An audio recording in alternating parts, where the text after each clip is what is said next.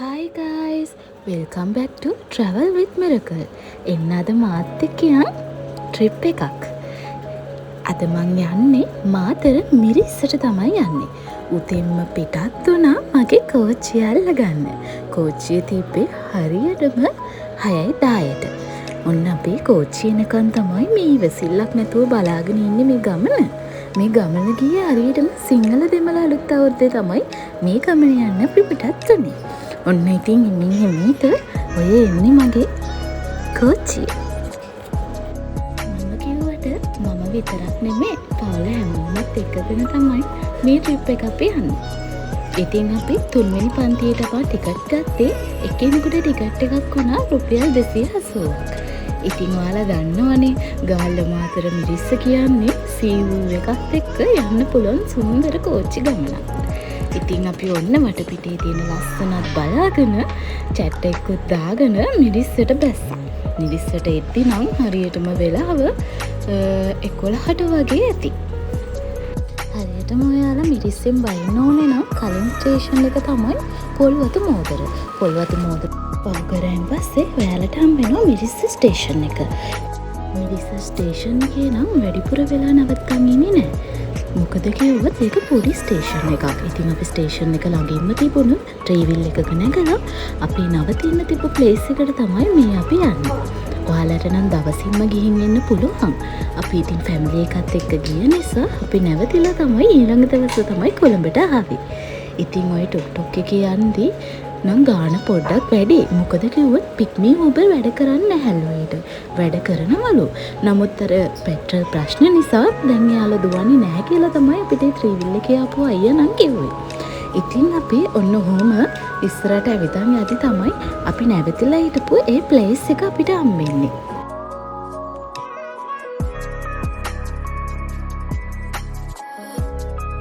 අපිට පොඩ්ඩක් පාර හොයා ගන්න බැරි වුණා. ඉතින් අපි නැවතිලා හිටියේ තැන තමයි හින්සන් 3 වෙලා එක. එතන තිබිටිය කට්ටිය තමයි එළියට ඇවිල්ලා අපි මේ තැනට එක්කගෙන ගියේ. ඉතින් ඔන්න ඔය යන්නේ වෙලාවකට තමයි. හින්සන් 3 රූම්ස් කියලා තමයි තියෙන්නේ.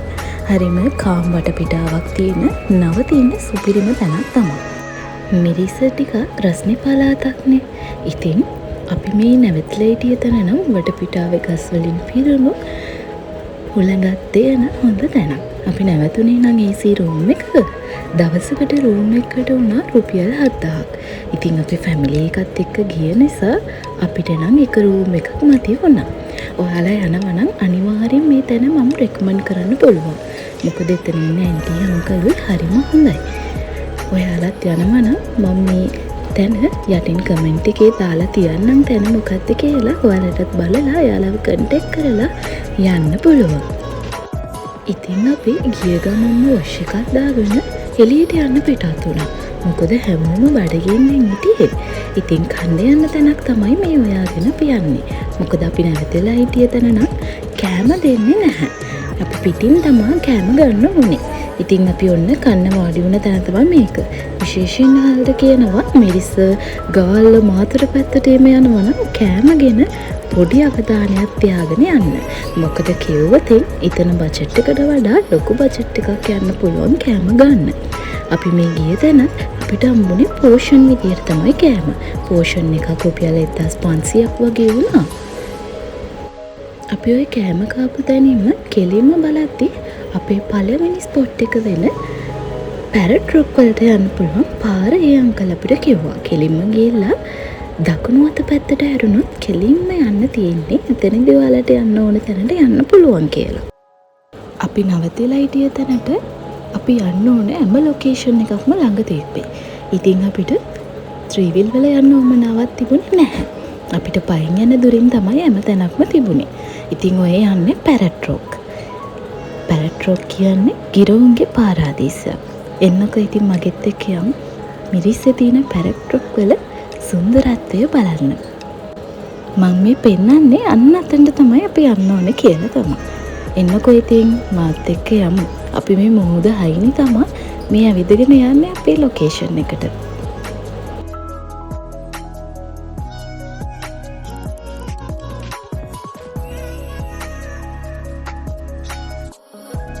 එදා දවස කොච්චර රස්නේ වුණත් මේ මුහුදෙන් එන හුළඟ මේ මුහුද සද්දේ අපේ හිත එහෙම් පිටින්ම නිවලා දානවා. අපේ ඇඟට දැනෙන රස්නේ එහෙම් පිටින්ම නිවලා දානවා. ඒක තමයි ස්වභාව ධර්මය කියන්නේ, මායාවක් කියලා අපි කියන්නේ.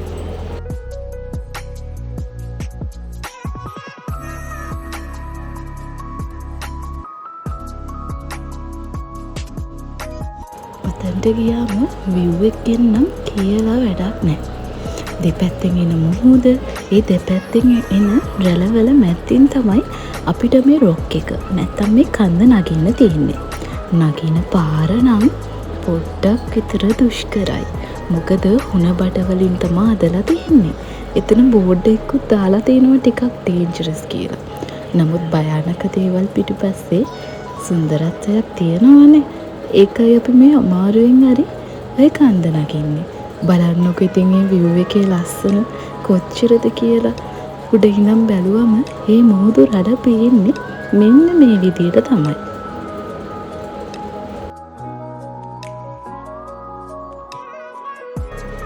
වෙනම ලෝකයකට ගියා වගේ. ඒ අමාරුවෙන් නැග්ගේ කන්ද, ඒ පුංචි කන්දේ මහන්සියවත් මේ උඩට ගියාම වලට දැනෙන එකක් නම් නැහැ. මොකද ඒ තරමටම හරිම ලස්සනයි.